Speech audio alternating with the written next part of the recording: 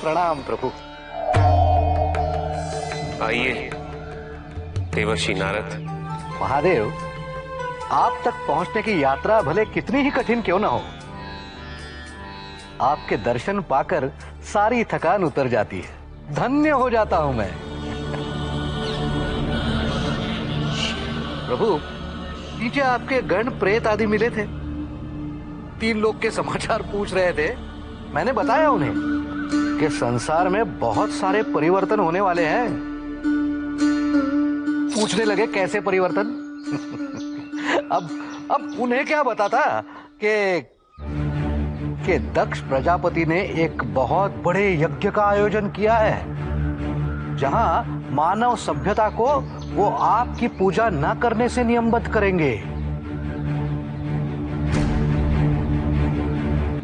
दूसरी ओर दक्ष प्रजापति की पुत्री सती, बेचारी की मानसिक स्थिति कुछ ठीक नहीं चल रही है। आपके दर्शन करने के बाद न जाने क्या हो गया है उसे। आपने तो देखा होगा उसे। अति मनमोहक छवि, सर्वगुण संपन्न। प्रभु, मैंने जैसे ही आपका नाम लिया, उसके नैनों की विक्षिप्तता देखने लायक थी। क्यों ऐसी व्यर्थ बातों में समय नष्ट करते हैं नारद?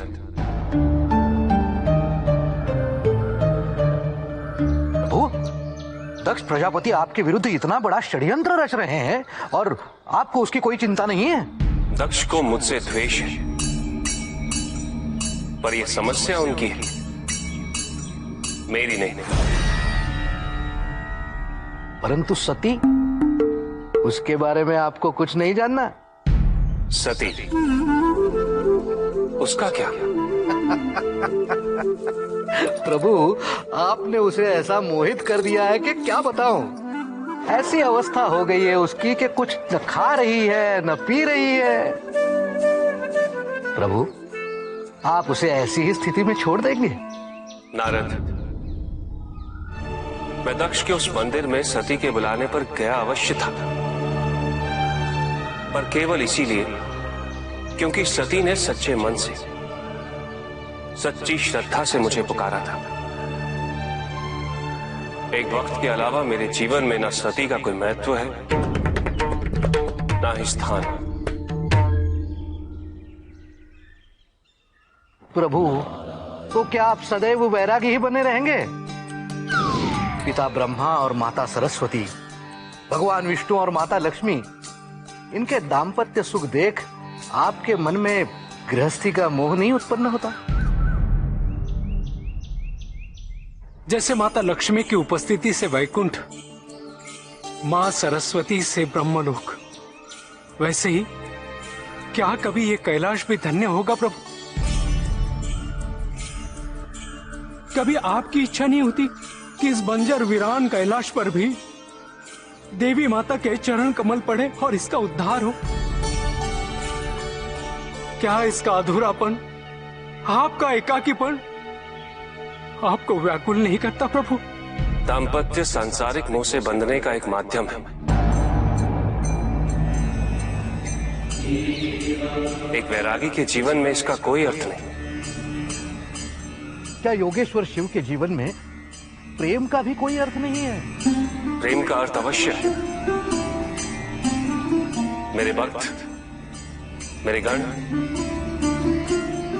इनसे मेरा संबंध प्रेम का ही तो है। भले ही वो प्रेत हो, पिशाच हो, पशु या फिर मनुष्य, पर जिस प्रेम की ओर आप संकेत कर रहे हैं, वो तो स्वार्थ और अहम से परिपूर्ण होता है। और मेरी साधना का ध्येय उसी स्वार्थ और उसी अहम का त्याग है। मैं जानता हूं विष्णु मुझे विवाह के बंधन में बांधने का प्रयत्न कर रहे हैं,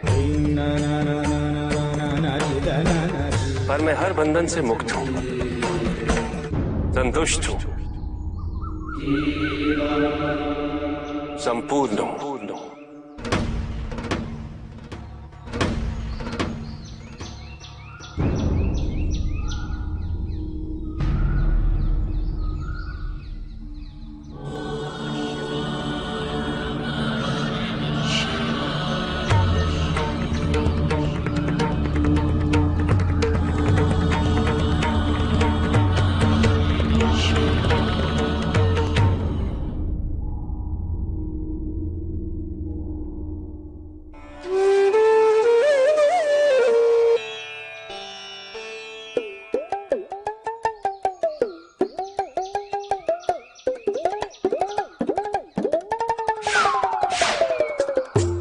क्यों?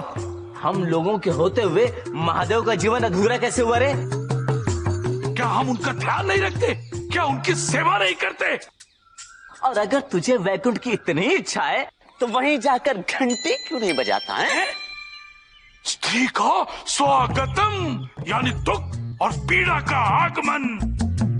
अरे उसने कहीं महादेव को अपने वश में कर हम दोनों को यहाँ से वश करा दिया तो नहीं नहीं नहीं नहीं, नहीं। और हमारे इस शमशान को हमसे छीन कर अपने मनोरंजन के हेतु कहीं इसे उद्यान में परिवर्तित कर दिया तो?